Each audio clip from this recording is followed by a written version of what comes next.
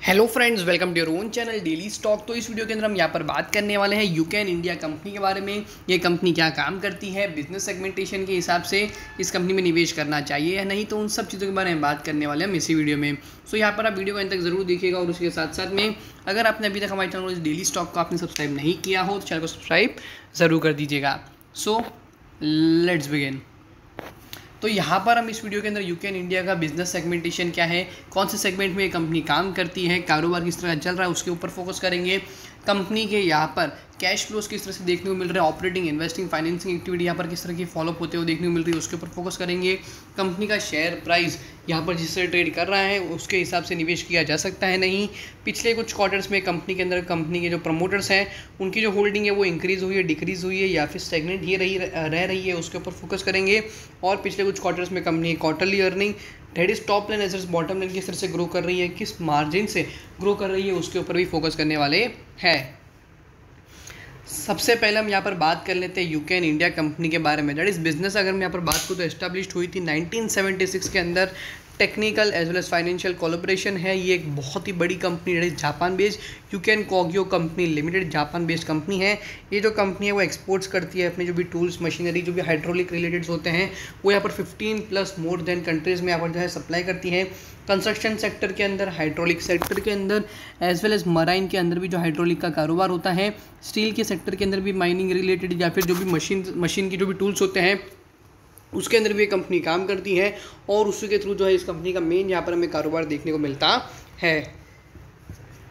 अगर मैं यहाँ पर शेयर प्राइस की बात करूँ तो इस शेयर का प्राइस जो है 1 ईयर का वो 390 का लो प्राइस है और अभी करंटली चल रहा है 425 पर। सो लो प्राइस के नियर बाय ही यहाँ पर मैं ट्रेडेड 35 रुपीज़ अपने जो है लो प्राइस के आसपास ही चल रहा है और हाई प्राइस रहा है यहाँ से 685।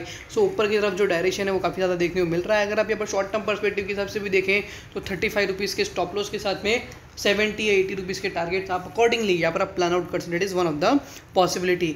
500 करोड़ का मार्केट कैप है, स्टॉक का प्राइस टू अर्निंग 37.3 है और इंडस्ट्री का निकल कर आता है 23.6। रिटर्न ऑन कैपिटल एम्प्लॉयड अगर हम यहाँ पर देखते हैं तो वो यहाँ पर निकल कर आता है 9.42% और return on equity percentage 7.43%। Book value निकल कर आती है 159 करोड़ रुपीज़।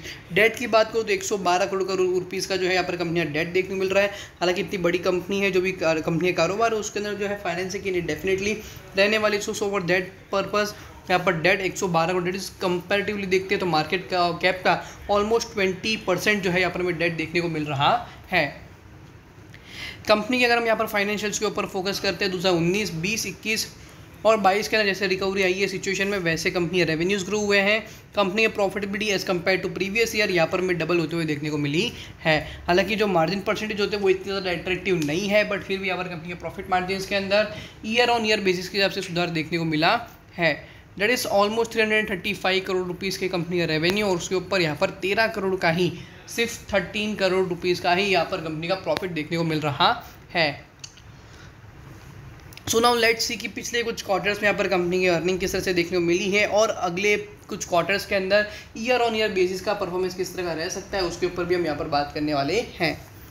तो 2021 का अगर हम यहाँ पर डेटा देखते हैं तो 88, 86, 59, 89 एज वेल एज 84, तो यहाँ पर एवरेज आउट भी करते तो ऑलमोस्ट यहाँ पर हमें जो है 80 करोड़ के जो है यहाँ पर हमें रेवेन्यू देखने को मिले हैं। तो 80 गुणा 4 अगर हम यहाँ पर करते हैं तो वो यहाँ पर निकल कर आता है दैट इज़ 320 करोड़ 325 करोड़ के आसपास रेवेन्यू जो है यहाँ पर हमें आते हुए देखने को मिलता है। सो अकॉर्डिंगली 335 का यहाँ पर हमें जो है रेवेन्यू देखने को मिला है। अगर हम मार्च 2022 का डेटा देखते हैं दैट इज़ 97 करोड़ रुपये की कंपनी यहाँ पर हमें रेवेन्यू देखने को मिले हैं, जो कि मुझे जो है काफ़ी ज़्यादा अच्छा यहाँ पर मुझे देखने को मिल रहा है।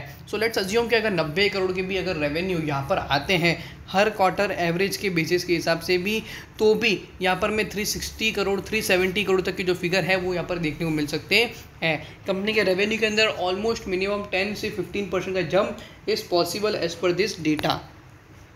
प्रॉफिट के बारे में बात करें तो प्रॉफिट मार्जिन इतने अच्छी तरीके से ग्रो नहीं हुए हैं, बट फिर भी यहाँ पर हम एस्टिमेट करते हैं कि 5 करोड़ का भी अगर यहाँ पर 4.5 करोड़ का जो है यहाँ पर प्रॉफिट देखने को मिला है। सो यहाँ पर 18 करोड़ भी मिनिमम बेसिस के हिसाब से देखते हैं तो भी 13 से 18 करोड़ के कंपनी में प्रॉफिट हो सकते हैं। अगर 20 से 22 हो जाते हैं तो कंपनी के पॉइंट ऑफ व्यू के हिसाब से भी काफ़ी अच्छे जो है कंपनी के मार्जिन बढ़ सकते हैं।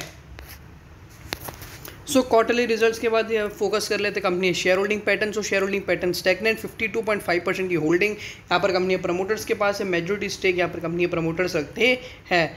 डीए है की होल्डिंग 0.02, एफआई का परसेंटेज नहीं है और पब्लिक होल्डिंग यहाँ पर रही है 47.48%। कैश फ्लोस देखते हो तो कैश फ्रॉम ऑपरेटिंग एक्टिविटी सिर्फ 2 करोड़ रुपीज़ देखने को मिल रहा है, जो कि मेरे आपसे जो है ऑलमोस्ट, अगर मैं यहाँ पर बात करूँ पॉजिटिव में ज़रूर है, बट फिर भी जो रियलाइजेशन हुआ है वो काफ़ी कम यहाँ पर मुझे देखने को मिल रहा है। Cash from investing activity -1 crore का ही देखने को मिल रहा है। इन्वेस्टिंग एक्टिविटी अगर यहाँ पर सुधरती है for a period of short period के लिए, अगर यहाँ पर इन्वेस्टिंग एक्टिविटी अच्छी खासी बढ़ती हैं तो आने वाले टाइम में जो है जो प्रोडक्टिविटी होती है कंपनी के कारोबार होते हैं उसके कारण जो रिटर्न्स आते हैं उसके कारण जो कंपनी प्रॉफिटेबिलिटी होती है वो काफ़ी अच्छी तरह से ग्रो होती है। Cash from financing activity -3 crore rupees और नेट कैश फ्लो यहाँ पर -2 करोड़ का देखने को मिल रहा है। फायर हाई प्राइस 1223 1223 का यहाँ पर हाई प्राइस और करंटली चल रहा है 424 और 211 का लो प्राइस देखने को मिल रहा है। इन्वेस्टमेंट पॉइंट ऑफ व्यू के हिसाब से बात करूँ तो यहाँ पर जो है काफ़ी ज़्यादा डाउन टर्न में शेयर पहले से चल रहा है। सो यहाँ पर पहली बात तो क्या है, इन्वेस्टमेंट करना भी हो तो यहाँ पर आपको जो है वोल्टाइल, अगर यहाँ पर आप रह सकते हो, वोल्टिलिटी को आप हैंडल कर सकते हो तो ही यहाँ पर आपको निवेश करना चाहिए। 500 करोड़ के आसपास का मार्केट कैप है। सो फ्लक्चुएशन एज वेल एज जो लिक्विडिटी होती है उसका दिक्कत यहाँ पर हमें देखने को थोड़ा बहुत मिल सकता है। सो होप करता हूँ कि यहाँ पर आपको यूकेन इंडिया लिमिटेड कंपनी के बारे में जिस तरह से एनालिसिस कर बताया वो यहाँ पर आपको अच्छे से पता चल गया होगा। अगर आपको वीडियो अच्छा लगा हो तो वीडियो को लाइक, शेयर और हमारे चैनल को सब्सक्राइब करना ना भूलिएगा। Thank you.